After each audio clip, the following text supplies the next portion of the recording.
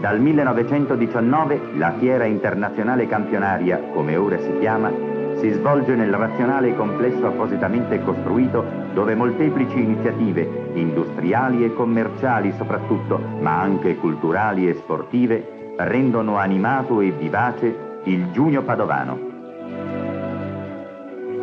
La sua fondazione, ad appena un anno di distanza dalla conclusione della Prima Guerra Mondiale, in una città di prima linea così provata, rappresentò certamente un atto di coraggio ed insieme di fiducia nelle risorse delle industrie e dei commerci internazionali interrotti dalla terribile pausa bellica.